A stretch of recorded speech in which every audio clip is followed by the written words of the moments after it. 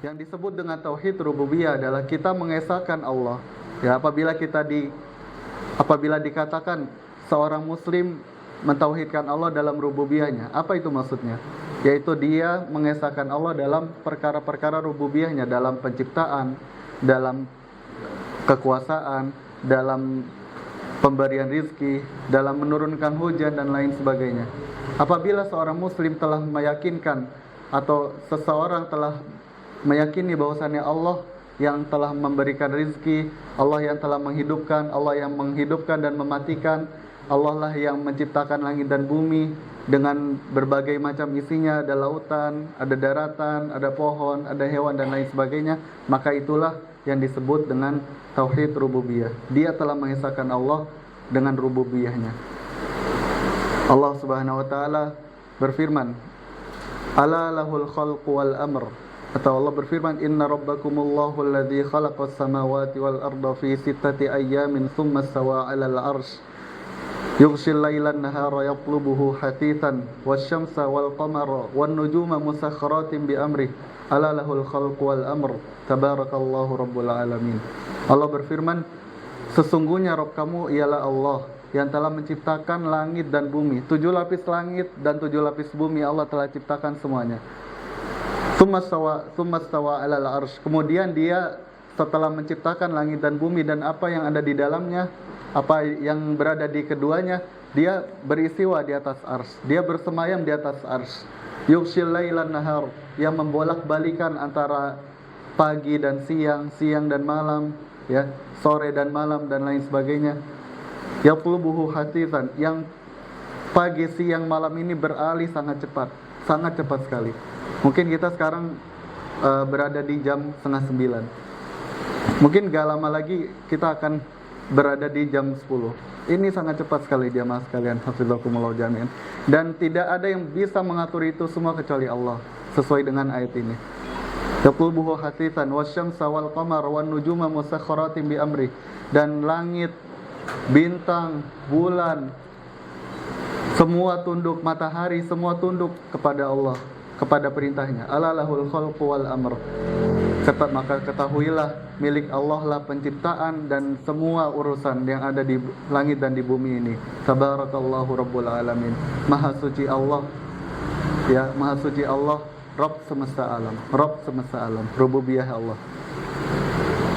Jamaah sekalian, hafizakumullahu jami'an. Tentunya rububiyah ini, tauhid rububiyah ini sudah tertanam di dalam hati-hati kita, di dalam hati setiap manusia. Ya, bahkan bayi baru lahir pun sudah tertanam tauhid rububiyah, dan ini termasuk dari fitrah yang kata Allah Subhanahu wa taala, fitratallahi lati fataran nasa 'alaiha fa'tim wajhaka lid-dini hanifa fitratallahi lati fataran nasa 'alaiha. Maka hadapkanlah wajah kalian kepada ad-dinul qayyim, kepada agama yang lurus ini, fitratallahi lati fataran nasa 'alaiha, agama yang didasari, agama yang dibangun atas dasar fitrah yang Allah ciptakan manusia di atasnya, yaitu fitrah dengan mengenal Allah dan dengan mengenal bahwasannya Allah lah penciptanya, dan bahwasannya Allah lah yang mengatur semua rezekinya, ya, dan Allah lah yang mengatur semua urusan yang ada di langit dan di bumi. Dzalika ad-dinul qayyim, itulah agama yang lurus, ya. Walakin aktsarun nasi la ya'lamun, tetapi sayang banyak manusia yang belum memahaminya. Jamaah sekalian, hafizakumullahu jami'an. Tentunya banyak dalil-dalil ya yang menegaskan bahwasannya tauhid rububiyah ini adalah salah satu hal atau fitrah, ya. Dia sebagai fitrah dalam yang tercipta di dalam manusia. Ya, Allah ciptakan manusia di atas tauhid rububiyah. Di atas tauhid rububiyah dia mengenal Allah. Maka Nabi sallallahu oleh karenanya di antara dalil yang menegaskan atasnya adalah sabda Nabi sallallahu alaihi wasallam, kullu mauludin yuladu alal fitrah fa abawahu yuhawidanihi aw yunassiranihi aw yumajjisani. Nabi sallallahu alaihi wasallam bersabda, semua bayi yang terlahir di dalam dunia ini yuladu alal fitrah, mereka terlahir dalam kondisi fitrah. Apa itu fitrah? Fitrah yakni mengenal Allah sebagai Rabb-nya, sebagai penciptanya, sebagai pemberi rizki kepadanya, yang mengatur rizki kepadanya, yang mengarahkan rizki itu agar dia sampai kepada rizki tersebut, dan dia mengatur semuanya. Allah mengatur semua yang ada di langit dan di bumi dan semuanya, yang menjadi ciri kekhususan rububiyah bagi Allah. Fa abawahu yuhawidanihi au yunassiranihi au yumajjisani. Tetapi sayang peran orang tua beberapa peran orang tua itu yang menyebabkan anak ini tersesat. Maka Nabi sallallahu alaihi wasallam menjelaskan, maka kedua orang tuanya lah yang membuat dia Yahudi, kemudian yang membuat dia Nasrani, dan kemudian dia membuat dia Majusi. Inilah jamaah sekalian hafizakumullahu jami'an, peran penting pendidikan tauhid yang harus kita mulai dalam keluarga kita, yang harus kita didik anak-anak kita dengan tauhid, ya, yang harus kita didik anak-anak kita dengan tauhid. Memang tauhid itu sudah tauhid rububiyah ini sudah terikrar atau sudah ditetapkan oleh Allah Subhanahu wa taala di dalam hati kita. Tapi apabila tauhid ini dimasuki atau keyakinan ini ya dimasuki oleh akidah-akidah yang sesat yang lainnya, maka tidak menutup kemungkinan bahwasannya akidah ini akan tercampur dengan akidah yang lain. Waliyadzubillah. Maka dari sini Nabi SAW ingin menjelaskan dan ingin berpesan kepada umatnya bahwasannya peran orang tua dalam mendidik anak, ya terlebih lagi mendidik anak dalam tauhid, ini adalah peran yang sangat-sangat penting. Karena kenapa jamaah sekalian hafizakumullah jami'an, anak-anak kita adalah masa depan kita, yang kita ingin didik dia supaya dia berhasil di dunia dan di akhirat, supaya dia selamat di dunia dan di akhirat. Lalu bagaimana caranya agar dia sukses, ya, agar dia sukses di dunia dan di akhirat? Maka salah satu kuncinya adalah dengan tauhidullah, mengesahkan Allah Subhanahu wa taala dalam peribadahan. Semua ibadah, salat, zakat, puasa, ya, sedekah dan lain sebagainya. Bahkan birrul walidain, berbakti pada kedua orang tua, harus didasarkan oleh tauhid. Jangan kita melaksanakan suatu ibadah untuk mendapatkan pujian dari manusia, atau mendapatkan keinginan atau suatu hal keduniaan. Jangan sampai kita mendapatkan itu jamaah sekalian hafizakumullah jami'an. Jamaah sekalian hafizakumullah jami'an, tentunya dengan kita mengenal apa itu tauhid rububiyah, maka kita harus sudah selayaknya dan sepantasnya kita untuk mengenal apa itu tauhid uluhiyah. Karena tauhid rububiyah, ya, dan tauhid uluhiyah sangat berkaitan erat, ya, dengan nanti juga akan disusul dengan tauhid asma wa sifat. Tiga-tiganya ini, ya, tiga macam tauhid ini sangat erat sekali, dan apalagi tauhid rububiyah dan dengan tauhid uluhiyah. Kenapa bisa demikian jamaah sekalian hafizakumullahu jami'an? Karena tauhid uluhiyah, ya, karena tauhid uluhiyah sejatinya dia adalah konsekuensi dari tauhid rububiyah. Karena tauhid uluhiyah adalah konsekuensi dari tauhid rububiyah. Nah, kenapa bisa? Karena dengan kita atau dengan seseorang muslim mengikrarkan bahwasannya Allah lah yang telah menciptakan langit, ya, dan bumi ini dan dunia dan segala yang ada di antara keduanya, di antara langit dan bumi ini, maka dia setelah meyakini demikian, ya, dengan rububiyah Allah, maka dia harus menjalani kewajibannya sebagai seorang hamba, yaitu beribadah kepadanya. Maka dia dengan mengikrarkan bahwasannya Allah lah Rabb semesta alam, maka dia juga harus beribadah kepadanya. Makanya Nabi SAW bersabda, ya, dan mengingatkan kepada umatnya dengan dosa besar, bahkan ini dosa besar yang paling besar, yaitu kesyirikan. Apa kata Nabi SAW? Anta ja'ala lillahi niddan wa huwa khalaqak. Ya, para sahabat atau salah satu dari sahabat Nabi SAW datang pada Nabi dan bertanya, wahai Rasulullah SAW, beritahulah kepada kami apa itu dosa besar yang paling besar. Ya. Kemudian Nabi SAW menjelaskan bahwasannya syirik adalah dosa besar yang paling besar. Jadi dia paling besar, ya, dosa besar yang paling utama yang harus dijauhi oleh setiap diri dari kita. Kenapa bisa? Karena Nabi SAW menjelaskan anta ja'ala lillahi niddan wa huwa khalaqah. Bagaimana seorang muslim itu bisa berbuat syirik, menyekutukan Allah dengan sesuatu apapun, padahal dia tahu bahwasannya Allah lah yang telah menciptakannya. Bagaimana seorang muslim bisa berbuat syirikan, ya, padahal dia mengetahui dan meyakini bahwasannya Allah lah yang telah menciptakannya. Inilah kezaliman yang sangat besar, jamaah sekalian hafizakumullah jami'an, yang kita berdoa semoga Allah lindungi kita dari dosa kesyirikan ini. Jamaah sekalian hafizakumullah jami'an, maka insyaallah taala kita akan bahas apa itu makna dari tauhid uluhiyah. Tauhid uluhiyah adalah ifradullah taala bi jami'i anwa'il ibadah.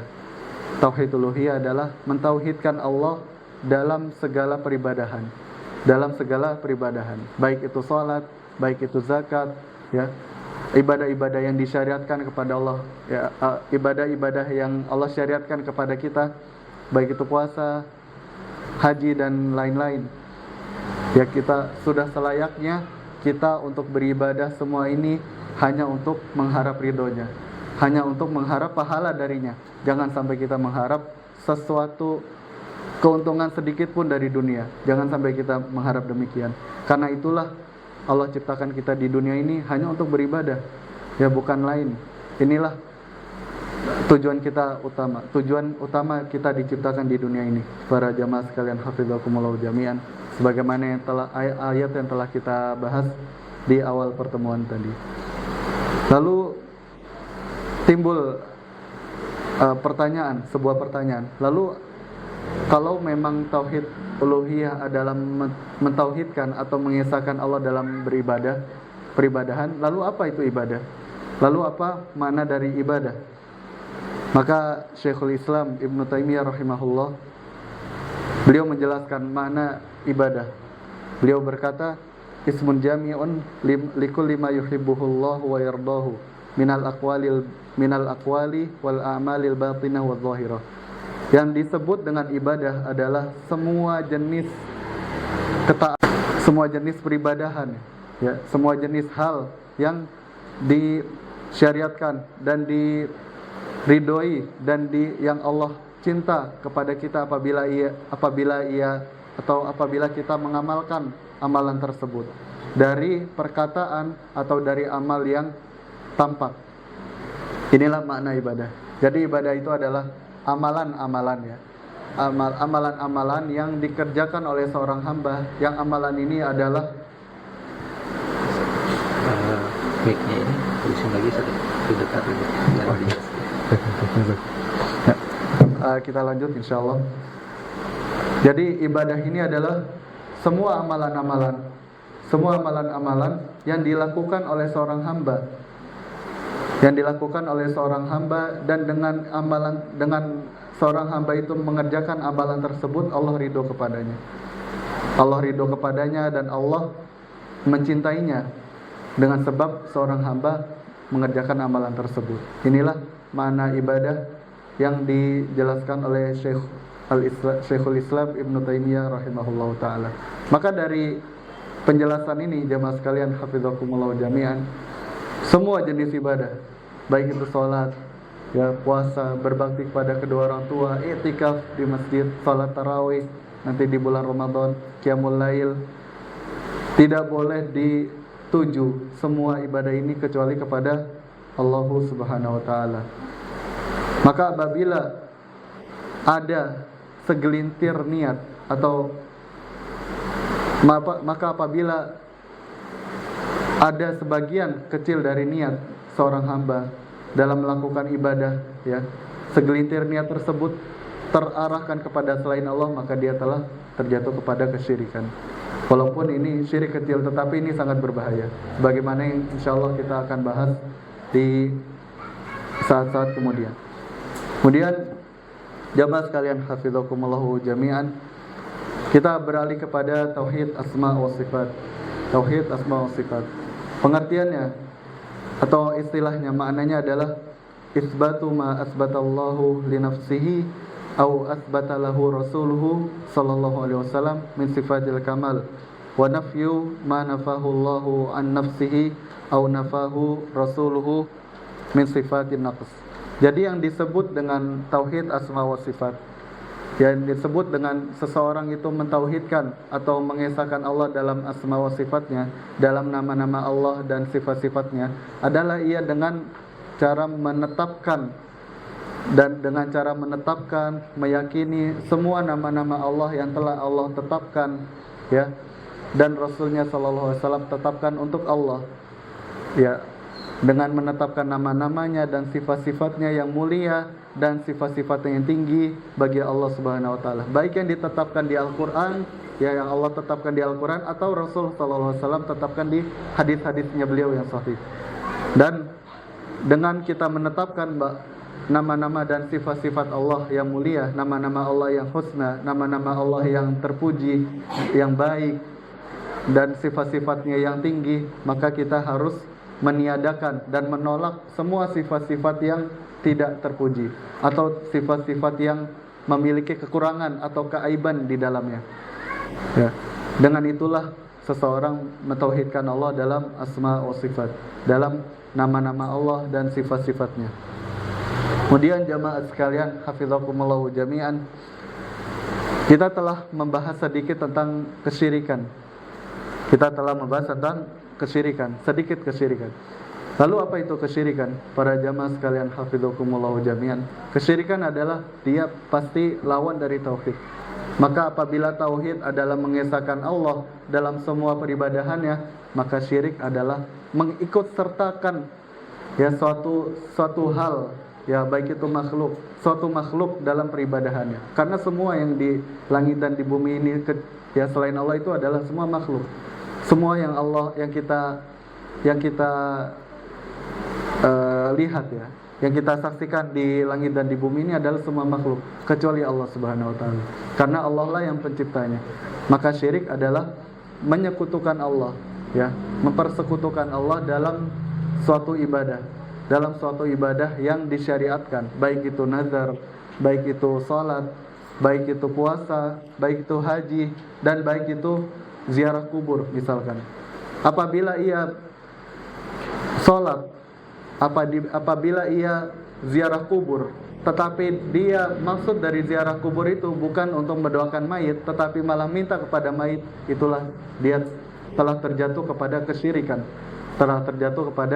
kesyirikan, syirik akbar, ya, karena dia meminta kepada selain Allah. Lalu jamaah sekalian hafizakumullahu jami'an, syirik, ya, kesyirikan itu ada dua macam. Kesyirikan ada dua macam. Ada syirik akbar, ya, syirik besar, dan syirik kecil atau syirik asghar. Syirik akbar itu adalah syirik yang kesyirikan yang mengeluarkan, ya, bisa mengeluarkan seseorang dari Islam. Contohnya apa? Dengan berkeyakinan bahwasannya waliyadzubillah ta'ala qaulihim, berkeyakinan bahwasannya Allah punya anak sebagaimana keyakinan umat Nasrani, ya, agama Nasrani. Kemudian menyembah kubur, ya, meminta kepada kubur dengan keyakinan apa? Dengan keyakinan bahwasannya yang kita minta di dalam kubur ini itu mereka bisa memberikan manfaat kepada kita, ya. Kemudian banyak hal. Kita sholat bukan kepada Allah, maka atau waliyadzubillah seseorang sholat kepada selain Allah, maka itulah telah jatuh kepada syirik akbar. Syirik akbar adalah memalingkan ibadah kepada selain Allah dengan benar-benar total, ya, memalingkan 100% ibadah kepada selain Allah. Yang harusnya ibadah ini hanya dipersembahkan pada Allah Subhanahu wa taala. Dan dengan keyakinan bahwasanya dengan dia beribadah kepada selain Allah, maka dia dalam keadaan yang lurus. Ini sangat keliru sekali. Maka oleh karenanya Allah berfirman, Innallaha la yaghfiru ay yushraka bih wa yaghfiru ma duna dzalika liman yasha wa may yusyrik billahi faqad dhalla dhalalan ba'ida. Allah berfirman, sesungguhnya Allah tidak akan pernah mengampuni dosa kesyirikan, dan Allah mengampuni dosa-dosa selain kesyirikan liman yasha, bagi siapa yang Dia kehendaki. Wa may yusyrik billahi faqad dhalla dhalalan ba'ida. Maka barang siapa yang mempersekutukan Allah dengan sesuatu apapun, maka dia telah sesat, maka sungguh dia telah sesat dengan kesesatan yang sangat jauh. Maka dari ayat ini, jamaah sekalian hafizakumullah jami'an, Allah ingin mengingatkan kepada kita bahwasannya inilah urgensi kita untuk mengkaji tauhid. Inilah urgensi kita untuk mengkaji apa itu tauhid dan apa itu didduh, apa itu lawannya dari tauhid, yaitu kesyirikan. Tidaklah kita mengkaji kesyirikan kecuali hanya untuk membentengi diri kita agar kita tidak terjatuh ke dalam kesyirikan. Sebagaimana athar yang diriwayatkan dari sahabat Hudzaifah bin Yaman radhiyallahu anhu, bahwasannya beliau berkata, "Kana an-nas yas'aluna Rasulullah sallallahu alaihi wasallam anil khair wa kuntu as'aluhu anis syarr makhafatan an aqa'a fi."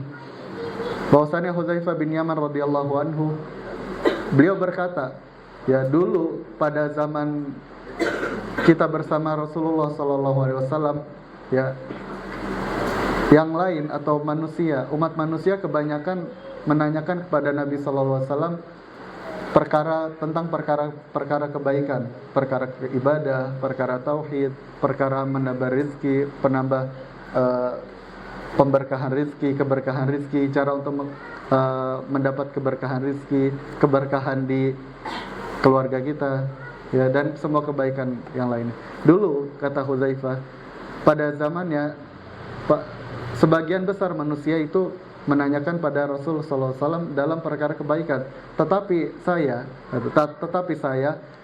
menanyakan Rasulullah sallallahu alaihi wasallam yang berlawanan dengannya. Tetapi saya menanyakan pada Nabi sallallahu alaihi wasallam tentang keburukan justru. Kenapa demikian jamaah sekalian hafizakumullah jami'an?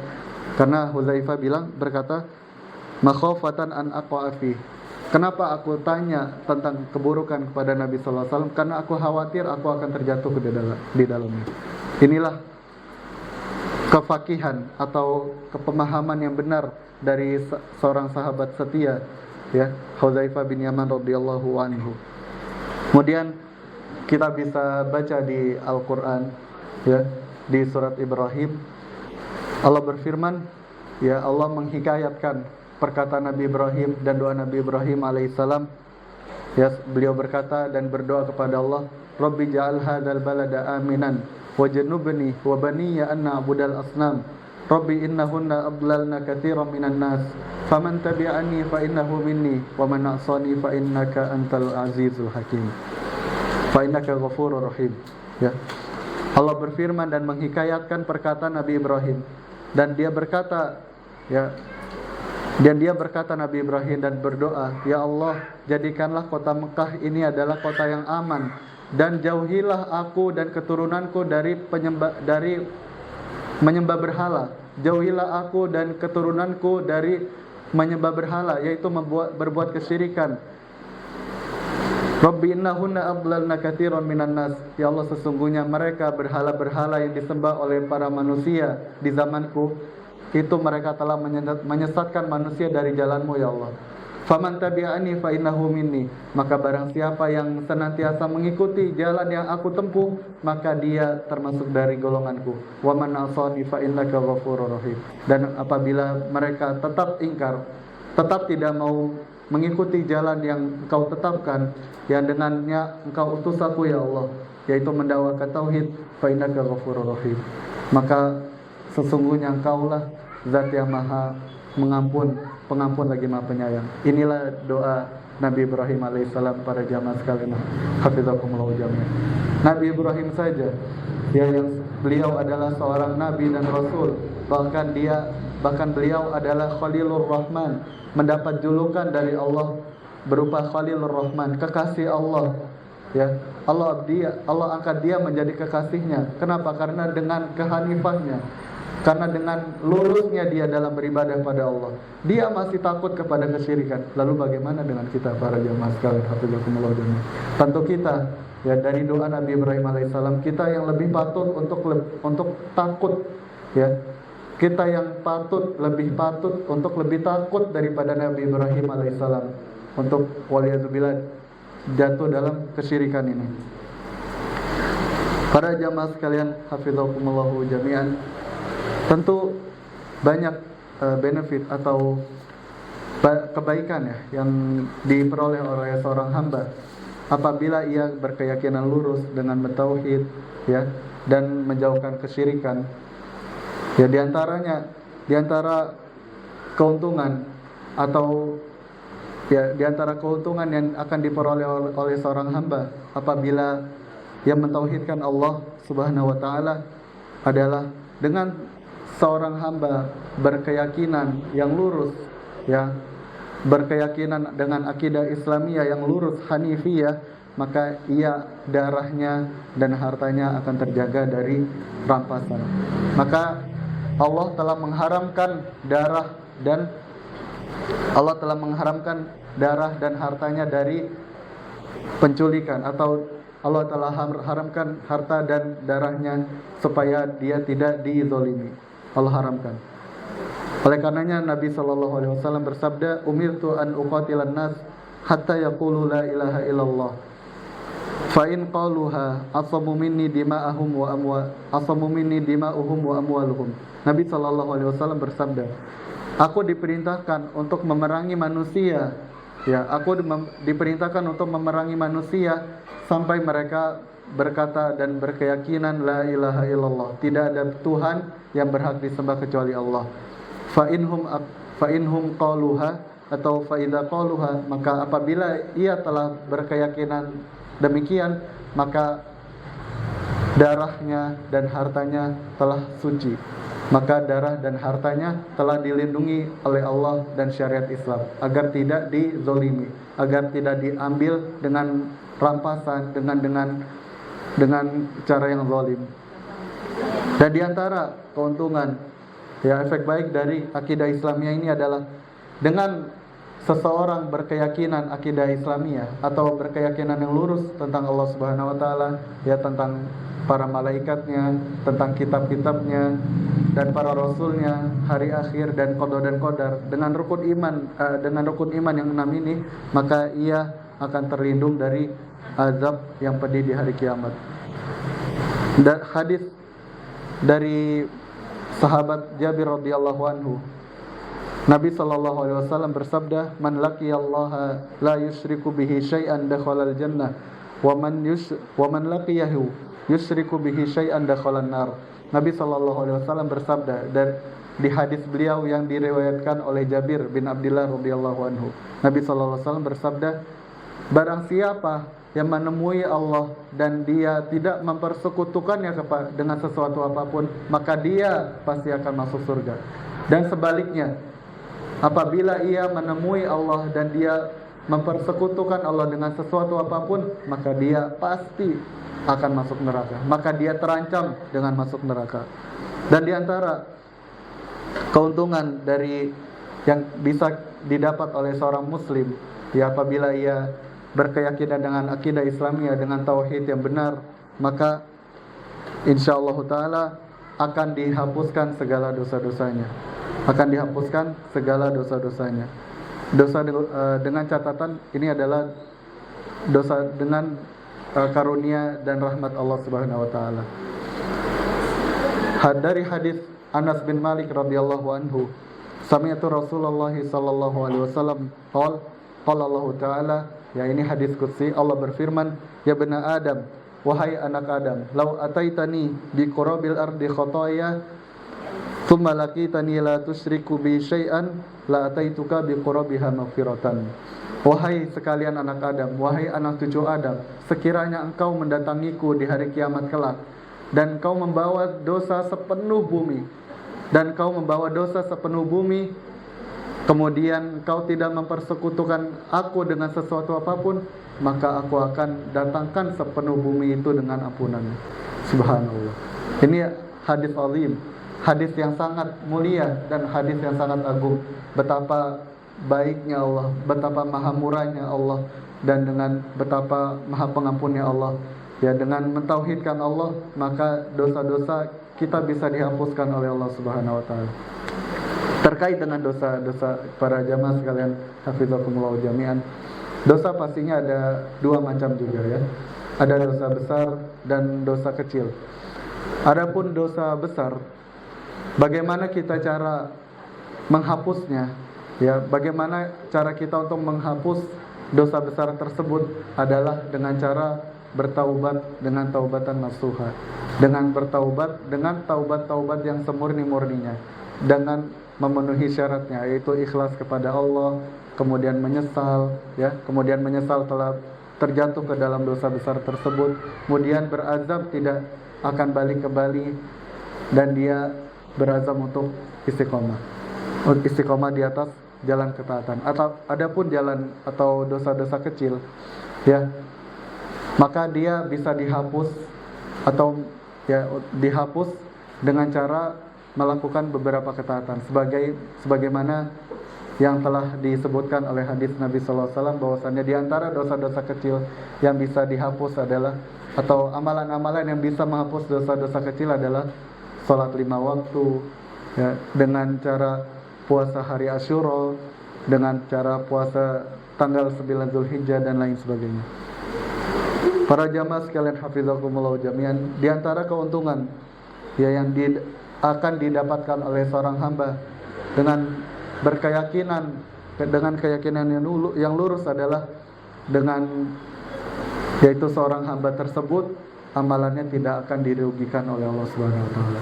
Amalannya tidak akan ditolak oleh Allah Subhanahu wa taala, asalkan dengan satu syarat, dia ikhlas kepada Allah Subhanahu wa taala dan dia mengikuti sunnah Nabi sallallahu alaihi wasallam. Sebagaimana Allah berfirman, "Man 'amila shalihan min dzakarin aw unsa wa huwa mu'min, falanuhyiyannahu hayatan thayyibah wa lanajziyannahum ajrahum bi ahsani ma kanu ya'malun." Allah berfirman di Al-Qur'an, "Man 'amila shalihan", barang siapa yang melakukan suatu perkara kebaikan, beramal soleh, min dzakarin aw unsa, baik dari laki-laki ataupun dari perempuan, wa huwa mu'min, dan dia beriman, falanuhyiyannahu hayatan thayyibah, maka sungguh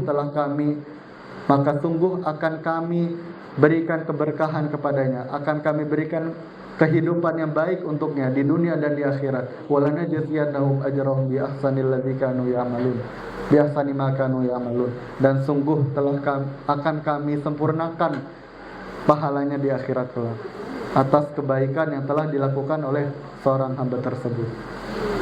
Para jamaah sekalian hafizakumullah jami'an, sebagaimana yang telah kita kaji tentang tauhid ya, dan kesyirikan, sedikit tentang kesyirikan, maka kita akan mengetahui ya efek baik dari tauhid dan efek buruk dari syirik atau keyakinan yang menyimpang. Maka di antara efek buruk dari keyakinan yang menyimpang adalah, pertama, amalan seorang hamba terancam seorang hamba dengan tertolak amalannya. Ya. Terancam dengan tertolaknya amalan-amalan seorang hamba, walaupun sebagai besar atau sebesar apapun ya, sebanyak apapun amalan seorang hamba, tetapi ketika dia berbuat kesyirikan, maka Allah akan menghapusnya semuanya. Sebagaimana Allah telah berfirman pada nabinya sallallahu alaihi wasallam, Nabi Muhammad sallallahu alaihi wasallam, Allah berfirman, "Wa laqad uhiya ilaika wa ilal ladzina min qablika la in asyrakta la yahbatanna 'amaluk wa la takunanna minal khasirin." Dan sungguh telah diwahyukan kepadamu wahai Muhammad sallallahu alaihi wasallam dan kepada nabi-nabi sebelum kamu, la in asyrakta la yahbatanna 'amaluk. Sekiranya kalian berbuat syirik kepadaku, maka amalan kalian akan terhapus, akan aku hapuskan semuanya. Wala takunanna minal khasirin, dan sungguh kalian akan menjadi orang-orang yang rugi di dunia dan juga rugi di akhirat. Kenapa? Karena amalan kita atau amalan seorang hamba akan terhapus, maka dia tidak akan bisa mencapai ridha Allah Subhanahu wa taala. Karena jamaah sekalian hafizakumullah jami'an, tidaklah kita beramal di dunia ini kecuali hanya untuk mendatangkan ridha Allah, supaya kita memperoleh ridha Allah dan rahmatnya, dan supaya kita masuk surga dengan rahmat Allah. Tidaklah kita memasuki surga Allah kecuali dengan rahmat Allah. Lalu bagaimana cara untuk mendapatkan rahmat Allah itu? Maka tidak lain dan tidak bukan hanya untuk beramal soleh dan ikhlas kepada Allah, dengan berbekal tauhidullah, dengan berbekal akidah Islamiyah, dan berbekal akidah yang lurus, akidah yang murni, dan tidak tercampur di dalamnya akidah yang menyimpang atau akidah yang sesat. Kemudian jamaah sekalian hafizakumullah jami'an, di antara kerugian yang akan diperoleh oleh seorang yang berbuat kesyirikan atau berkeyakinan yang menyimpang adalah diharamkannya masuk surga. Waliyadzubillah. Diharamkannya ia masuk surga dan mendapat ampunan dan rahmat Allah Subhanahu wa taala di surga. Sebagaimana Allah berfirman ya di ayat yang telah kita sebutkan, innallaha la yaghfiru ay yushraka bih wa yaghfiru ma duna dzalika liman yasha wa may yusyrik billahi faqad dhalla dhalalan ba'ida. Dan di ayat lain, wa may yusyrik billahi faqad iftara itsman 'azima. Allah berfirman, sesungguhnya Allah tidak akan pernah sesungguhnya Allah tidak mengampuni dosa kesyirikan, dan Allah mengampuni dosa-dosa selain kesyirikan bagi siapa yang Dia kehendaki. Dan barang siapa yang mempersekutukan Allah, maka dia telah sesat dengan kesesatan yang nyata, dengan kesesatan yang baik, jauh, dan dia telah berbuat kesalahan yang sangat besar, kata Allah. Kemudian jamaah sekalian hafizakumullah jami'an, Allah berfirman di ayat lain, innahu may yusyrik billahi faqad harramallahu alaihil jannah wa ma'wahun nar wa ma lidzalimina min ansar. Barang siapa yang mempersekutukan Allah dengan sesuatu apapun, faqad harramallahu alaihil jannah, maka sungguh telah Allah haramkan surga atasnya, wa ma'wahun nar, dan tempat yang cocok bagi dia adalah neraka, wa ma lidzalimina min ansar, dan tidak ada satu orang pun yang menjadi penolong untuk orang-orang yang berbuat kesyirikan. Tentu jamaah sekalian hafizakumullahu jami'an, mungkin ada pertanyaan, segelintir pertanyaan. Lalu bagaimana seseorang yang telah berbuat kesyirikan? Lalu bagaimana seseorang yang telah berbuat kesyirikan di masa lalu dan dia masih hidup? Maka solusinya adalah dengan taubat dan taubatan nasuha. Dengan taubat semurni-murninya. Karena ayat tersebut yang kita sampaikan yang tidak kita bahas tadi, itu ayat yang berlaku di akhirat. Adapun ayat yang berlaku di dunia, Allah mengampuni semua dosa-dosanya. Allah berfirman, qul ya ibadiyalladzina asrafu ala anfusihim la taqnatu mir rahmatillah innallaha yaghfiru dzunuba jami'an innahu huwal ghafurur rahim. Allah berfirman, katakanlah wahai Muhammad SAW kepada hamba-hambaku yang telah melampaui batas terhadap diri mereka sendiri dan dengan berbuat berbagai macam dosa-dosa, walaupun dosa kesyirikan, dan dia masih hidup di dunia, katakanlah pada mereka wahai Muhammad, innallaha yaghfiru dzunuba jami'an, maka sesungguhnya Allah akan mengampuni dosa-dosa kalian semuanya, baik dosa kesyirikan, baik dosa berbuat yang lain, dosa-dosa besar yang lain. Innahu huwal ghafurur rahim. Maka di ayat ini Allah serukan supaya kita tidak berputus asa dari rahmat Allah. Janganlah kalian berputus asa dari rahmat Allah, kata Allah. Innallaha yaghfiru dzunuba jami'an. Sesungguhnya Allah mengampuni semua dosa-dosa kalian, Sesungguhnya Allah mengampuni dosa-dosa kalian, dan kalian masih di bumi. Masih ada kesempatan bagi kalian, masih ada kesempatan bagi kita untuk bertaubat kepada Allah dan untuk memperbaiki diri kita sendiri. Innahu huwal ghafurur rahim. Karena sesungguhnya Allah lah yang akan mengampuni dosa-dosa kita, dan Allah lah zat yang maha pengampun lagi maha penyayang. Maka jamaah sekalian hafizakumullah jami'an, mungkin sekian kajian yang dapat kita bahas, yang dapat kita sampaikan pada pagi hari ini. Kurang lebihnya saya mohon maaf. Wabillahi taufik. Dan insyaallah akan ada sesi tanya jawab insyaallah. Jazakumullah khairan. Masya Allah, jazakallahu khairan Ustaz Muhammad Bayagi. Para umat Islam yang dikasihi Allah Subhanahu wa taala, sekarang kita buka sesi tanya jawab ya. Bagi umahat yang ingin bertanya langsung, sudah ada mic-nya umahat? Ada ya? Silakan nanti yang bertanya langsung berikan mic-nya ya. Ataupun kalau memang ada bentuk pertanyaan dalam bentuk tulisan, boleh diberikan ke kami. Silakan untuk penanya yang pertama. Silakan Muhammad.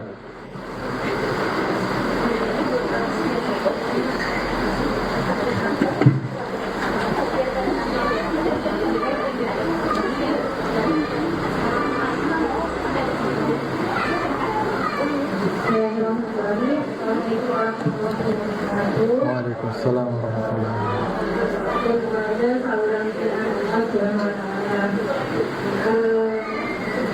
setelah banyak belajar, pertama kita banyak hal yang kita tanpa sadari adalah suatu dosa atau kesyirikan.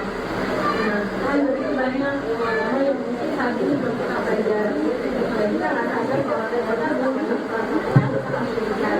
Bagaimanakah cara melakukan atau bertobat nasuha tanpa kita tahu apakah dosa apa yang kita perbuat karena kita adalah kesyirikan. Jazakallah khairan. Jazakumullah khairan. Mungkin ya mungkin yang di ya, jazakumullah khairan yang ana pahami dari pertanyaan itu bagaimana cara kita atau kita mungkin beberapa kali ya bisa terjebak dalam dosa kesyirikan, begitu betul ya Bu ya? Atau setelah kita kaji ternyata dia dosa syirik gitu ya? Seperti itu mungkin? Begitu ya Ibu ya pertanyaannya ya. Iya, tapi iya. Dan mungkin banyak dosa yang belum diketahui ternyata itu syirik. Kan kalau untuk tobat nasuha kita harus meninggalkan dosa tersebut. Kita harus untuk tobat nasuha itu kan harus meninggalkan dosa tersebut, harus menyesalinya, terus bertekad untuk tidak mengulanginya. Sedangkan ilmu tersebut belum sampai ke kita, tanpa kita sadari ternyata itu adalah dosa syirik gitu. Baik. Itu bagaimana caranya agar kita selamat nanti di akhirat? Baik, barakallahu fikum. Maka jawabannya adalah ya, fattaqullaha mastata'tum. Ya, Allah berfirman, bertakwalah kalian kepada Allah semampu kalian. Jadi apabila kita baru tahu ternyata dosa ini kesyirikan, jadi jangan sampai kita jatuh ke dalam suatu perkara dosa ya, walaupun dosa apa, baik itu dosa kesyirikan, dosa yang lain ya, atau mengganggu hak orang lain.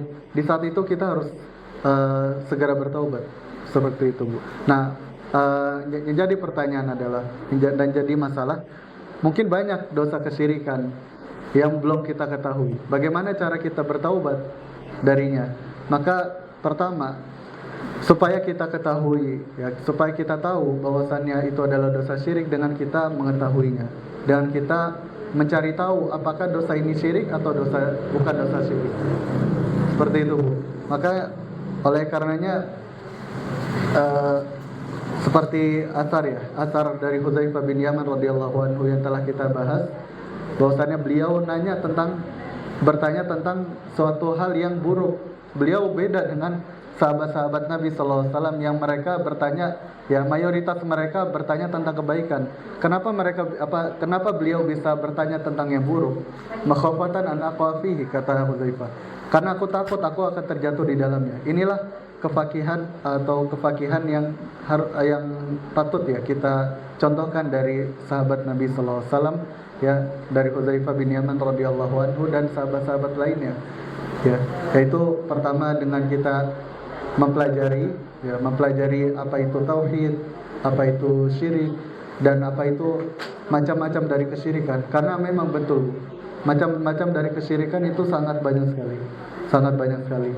Nah, apa yang dituntut oleh kita supaya kita tidak terjatuh ke dalam kesyirikan tersebut, praktek kesyirikan tersebut, tidak ada lain kecuali kita dengan mengetahuinya. Bagaimana kita cara mengetahuinya?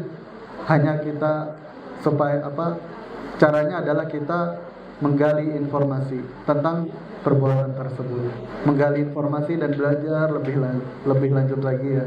Ini nasihat untuk anak pribadi dan kita untuk kita semuanya, agar kita membahas, agar kita belajar lebih lanjut lagi tentang tauhid dan kesyirikan. Karena banyak sekali ya jamaah sekalian, hafizakumullah jami'an, praktek-praktek kesyirikan yang terjadi di zaman sekarang. Baik itu menyembah kubur ya. Mungkin kalau orang-orang bilang kami nggak nyembah kubur kok. Kami itu datang ke kuburan untuk agar menjadikan yang kami minta ini atau kami ziarahi ini dia untuk menjadi wasilah antara kami dan Allah. Nah, inilah hujah orang-orang musyrikin ya. Inilah alasan yang mereka atau orang-orang musyrik Mekah dulu lontarkan pada Nabi sallallahu alaihi wasallam. Kita enggak menyembah mereka wahai Rasul sallallahu alaihi wasallam. Dan kita hanya menjadikan mereka menjadi perantara antara Allah dan antara kita. Ini justru Allah bantah dengan banyak ayat. Bagaimana kalian bisa menjadikan berhala-berhala ini sebagai perantara antara Allah dan dengan kalian? Bagaimana berhala-berhala, semua kuburan atau berhala-berhala bisa menjadi wasilah antara Allah dengan manusia, sedangkan mereka tidak bisa berbuat apa-apa. Itu hujah yang Allah tegakkan atas kita. Oleh karenanya, marilah kita pelajari ya tentang tauhid lebih dalam, tentang kesyirikan dengan macam-macamnya. Syirikan ada syirik sihir ya, dalam bentuk sihir, dalam bentuk peribadahan pada selain Allah berupa sujud pada kuburan, kepada nabi dan makhluk-makhluk Allah lainnya. Mungkin seperti itu. Insyaallah sudah jelas, atau masih ingin yang ditanyakan dari pertanyaan yang sama, penanya yang sama?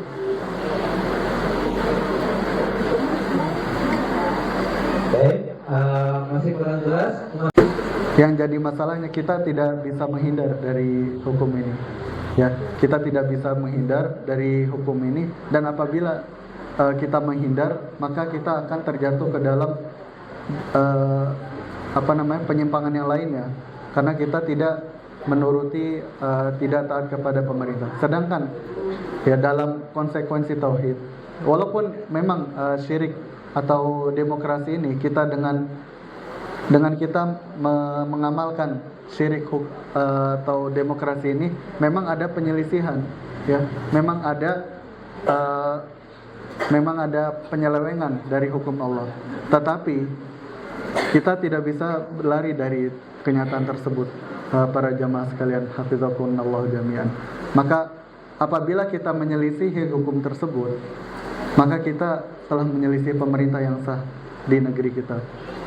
Oleh karenanya pesan ya dari ana dan pada ana sendiri dan pada jamaah sekalian, hafizakumullah jami'an, tentunya kita dengan mengkaji tauhid ini, kita beribadah pada Allah dengan semurni-murninya, dan juga kita menjalankan konsekuensi tauhid ini, yaitu kita mengedepankan hukum Allah dari hukum-hukum lainnya.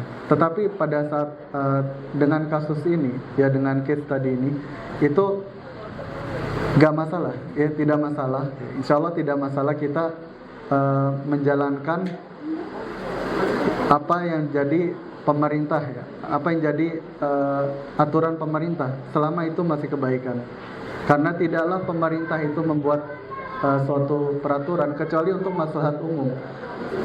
Nah, mungkin nanti ada timbul pertanyaan seperti tadi, tapi dasar hukumnya demokrasi, bukan Al-Quran dan Sunnah. Memang betul, tetapi dengan kita menjalankan tersebut, menjalankan ketentuan pemerintah ya dan lain-lain, itu kita harus meyakini bahwasannya hukum Allah lah yang lebih berhak untuk ditegakkan daripada hukum makhluk.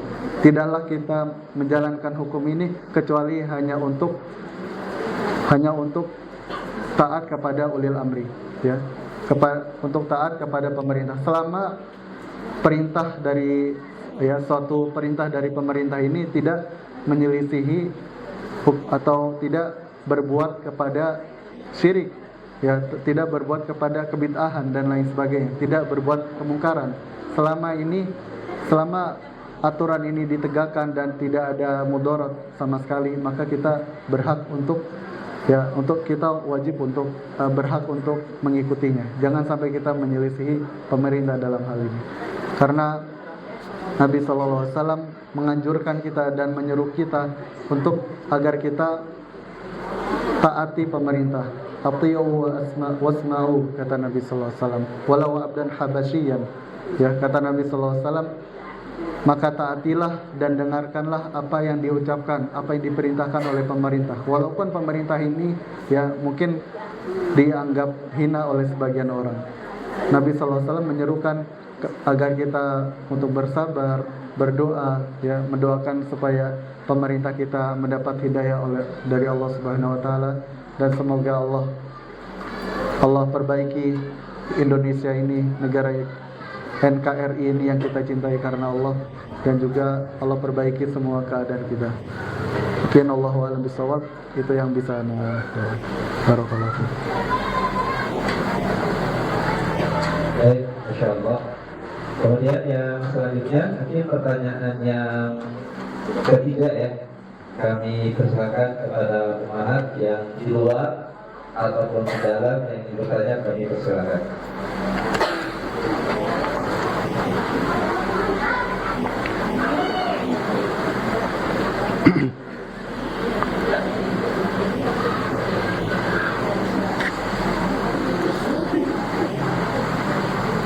Silakan, kami buka pertanyaan yang ketiga, pertanyaan yang terakhir. Setelah ini insya Allah kita akan tulis ya, kita akan ada beberapa pertanyaan yang akan ditanyakan oleh pemateri kita. Kami silakan pertanyaan terakhir.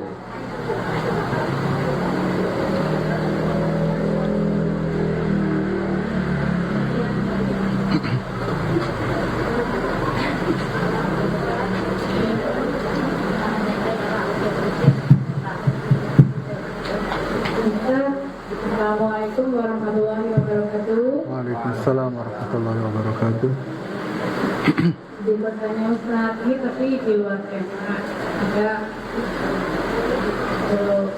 pertanyaan sedikit cerita.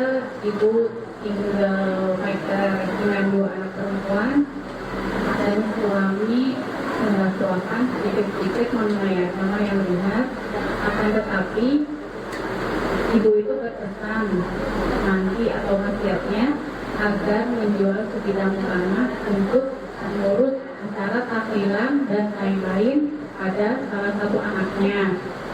Nah, bagaimana menyikapinya karena tidak ada cara lain selain menjualnya. Jadi sebelumnya ini sudah dijelaskan untuk biaya-biaya yang seharusnya kami akan mengurusnya, tetapi tidak dengan acara bid'ah. Bagaimana solusi terbaiknya, Ustaz? Syukran, barakallahu fiikum. Ya, berat. Ya, wafiikum barakallah. Masya Allah. Pertanyaan yang bagus sekali, tapi insya Allah Ana jawab semampu Ana ya Bu ya. Karena pertanyaan ini cukup berat. Allahu a'lam. Kalau menurut Ana, yang Ana pahami dari kondisi yang Ibu sampaikan, memang ini kondisi yang berat untuk keluarga. Karena seorang ibu berpesan untuk mengadakan tahlilan seperti itu ya Bu. Mengadakan tahlilan apabila beliau meninggal atau salah satu keluarganya meninggal. Ya, beliau berpesan untuk mengadakan tahlilan dengan bayaran yang sebegitu besarnya mungkin ya untuk tahlilan. Maka solusi dari ana Allahu alam, kita tetap dakwahkan beliau Bu.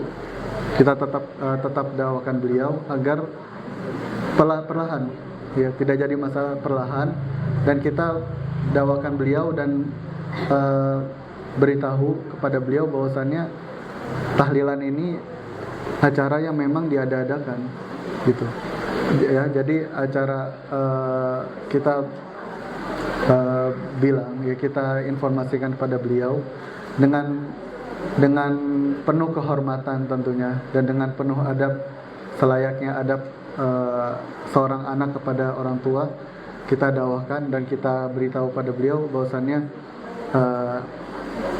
masalah tahlilan ini atau acara-acara bid'ah ini sebaiknya untuk tidak dilakukan, walaupun dengan biaya yang lebih, dengan biaya yang beliau berikan kepada anak-anaknya atau keluarganya. Ya, karena kita khawatir dengan acara bid'ah ini, dengan acara tahlilan atau yasinan atau yang lainnya, kita khawatir dengan acara bid'ah ini malah menjadi kebiasaan untuk generasi-generasi setelah kita. Itu yang kita khawatirkan, para jamaah sekalian, hafizakumullah jami'an. Jadi kita dakwahkan ke ibu kita supaya kita atau acara tersebut tidak terselenggarakan, dan adapun dengan beliau responnya mungkin sedikit menolak, gak apa-apa, kita berusaha sabar untuk selalu mendakwahkan dan mendoakan. Tidak jadi masalah itu, tidak jadi masalah ya, karena khawatirnya seperti tadi, apabila satu bid'ah lahir di sebuah keluarga, maka akan muncul bid'ah-bid'ah yang lainnya. Ini yang kita khawatirkan, para jamaah sekalian, hafizakumullah jami'an. Maka inilah saran dan jawaban yang bisa Ana sampaikan. Ana kurang lebihnya Ana mohon maaf. Wa jazakumullah khairan. Mungkin ada pertanyaan lagi tuh, atau sesi tanya.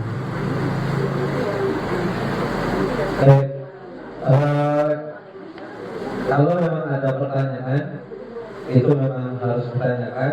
Boleh nggak apa-apa satu lagi Umat. Kalau memang cukup, kita lanjut ke sesi quiz ya. Ada lagi yang bertanya Umat, dikasih kesempatan oleh Ustaz satu pertanyaan lagi.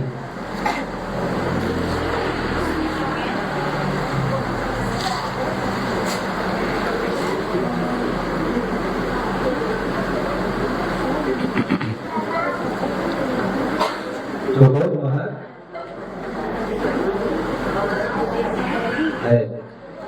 Mungkin kita lanjut saja untuk sesi quiz. Ya, mungkin nanti insya Allah sebelum ada pertanyaan dari Ustadz, mungkin di sini ada panitia kami informasikan untuk absensi kehadiran untuk kajian ini urutan pertama dan kedua, dan insya Allah nanti akan mendapatkan hadiah. Nanti panitia silakan ya, urutan 1, kedua itu siapa absensi ini ya, itu. Kemudian yang ketiga yang mendapatkan hadiah juga siapa jamaah yang paling muda, apa ya, yang paling umurnya paling tua. Mohon maaf, nanti mendapatkan hadiah juga ya. Nah itu insya Allah sudah kita sisihkan untuk hadiahnya. Sekarang insya Allah ada pertanyaan dari Ustaz, dan nanti insya Allah untuk panitia Umahat mengkondisikan ya, siapa yang nanti bisa menjawab dipilih sama panitia, kemudian jawab dengan baik ya. Dan silakan Ustaz, 3 pertanyaan dari Antum Ustaz, silakan. Baik, 3 pertanyaan ya. Pertanyaan pertama sudah siap, ibu-ibu? Baik. Pertanyaan pertama, apa yang dimaksud dengan tauhid uluhiyah? Tafadhol. Ya, silakan panitia tunjuk 1 dan jawab dengan mic ya. Tauhid uluhiyah. Nah.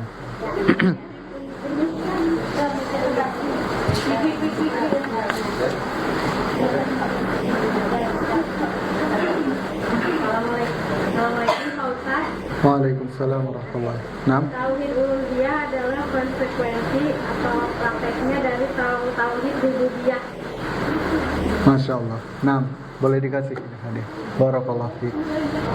Mungkin lebih tepatnya mengesahkan Allah dalam uluhiyahnya, dalam segala ibadah ya. Memang dia tauhid uluhiyah adalah konsekuensi betul, tapi pengertiannya adalah pengesahan Allah dalam segala peribadahan yang Allah syariatkan. Barakallahu fiik. Boleh dikasih hadiah. Ya, langsung. Pertanyaan kedua, Berapa macam kesyirikan yang telah kita bahas di kajian pagi ini? Berapa jenis kesyirikan yang telah kita bahas di kajian pagi hari ini? Fadhal.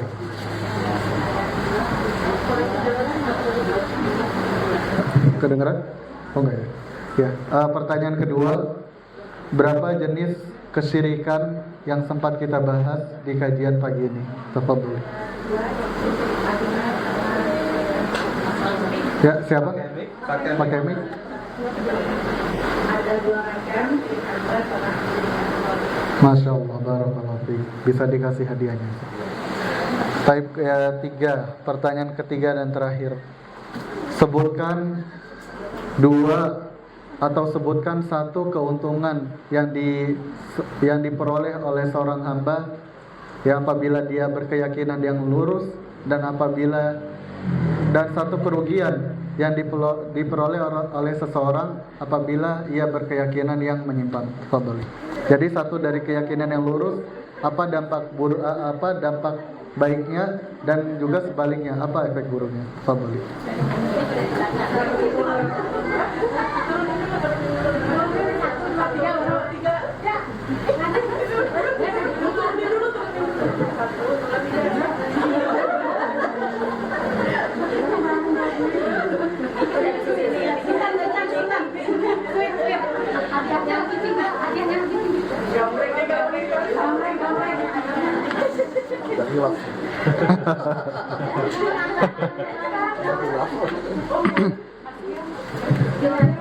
Gimana ibu-ibu? Assalamualaikum warahmatullahi wabarakatuh. Waalaikumsalam warahmatullahi wabarakatuh. Pada saatnya kami menjaga untuk ini, terlindung dari azaban ini, akan dihapuskan segala dosa-dosanya, dimasukkan ke dalam surga. Nah, kerugian yang diperoleh oleh seorang yang berkeyakinan yang menyimpang? Fadhali, 1 aja nggak apa-apa. Kerugiannya amalan seseorang hamba terancam, tertolak dan takut menjadi orang yang rugi di dunia dan di akhirat, diharamkan masuk surga dan mendapatkan rahmat keampunan Allah dan ditempatkan di dalam neraka. Masya Allah, barakallahu fiik. Bisa dikasih hadiah. Bisa double mungkin hadiah. Banyak kita jawabannya. Ya. Kemudian kesimpulan. Baik, kesimpulan yang bisa kita dapat ya pada kajian pagi hari ini, bahwasannya sudah menjadi skala prioritas kita. Skala prioritas kita untuk mengkaji tauhid. Karena dengan tauhidlah kita akan beruntung.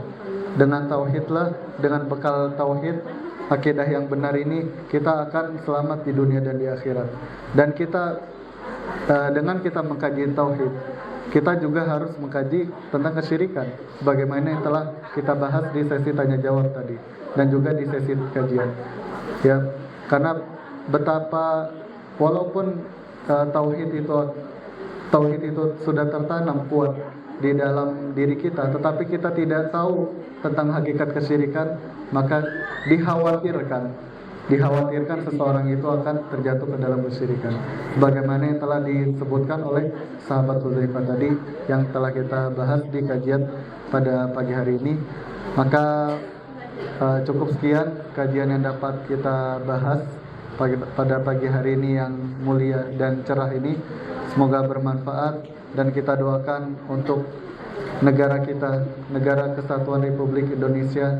Semoga Allah perbaiki kondisinya dan Allah beri taufik kepada Presiden kita Pak Prabowo Subianto dan pada jajarannya. Semoga Allah beri taufik kepada pemimpin kita untuk menjadi pemimpin yang adil dan amanah, dan untuk menjadi pemimpin yang membina rakyat-rakyatnya untuk senantiasa menegakkan tauhid dan menjauhi kesyirikan dan berbuat baik dan menjauhi segala kemungkaran dan segala macam perbuatan yang merusak di bumi ini. Dan semoga Allah perbaiki negara-negara Islam yang lainnya selain Indonesia, dan khususnya Indonesia. Semoga Allah satukan tauhid kita, semoga Allah satukan saf kita, barisan kita, kaum muslimin dan muslimat. Dan kita berdoa pada Allah Subhanahu wa taala, semoga dengan kita mengkaji tauhid ini, kita akan dikumpulkan oleh Allah Subhanahu wa taala di surganya kelak. Dan kita bertetangga dengan Nabi Muhammad sallallahu alaihi wasallam dan dengan orang-orang saleh lainnya, para nabi dan para rasul alaihi wassalatu wassalam. Cukup sekian kajian yang dapat kami sampaikan. Kurang lebihnya ana mohon maaf. Ya, apabila ada pertanyaan yang mungkin kurang jelas ana jawabnya, ana mohon maaf atas kesalahan dan kekeliruan ana. Semoga bermanfaat. Kita tutup dengan doa kafaratul majlis. Subhanakallahumma bihamdika asyhadu an la ilaha illa anta astaghfiruka wa atubu ilaik. Assalamualaikum warahmatullahi wabarakatuh.